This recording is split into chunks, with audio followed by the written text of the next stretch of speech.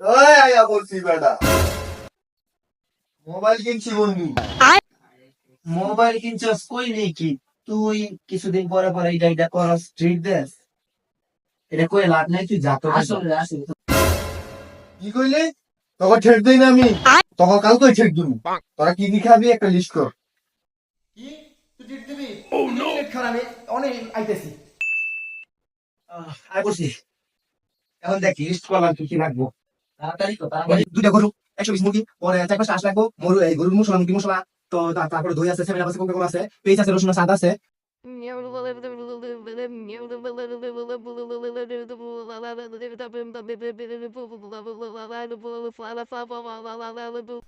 এই এই দুই এর বেশি লিস্ট কিছু না।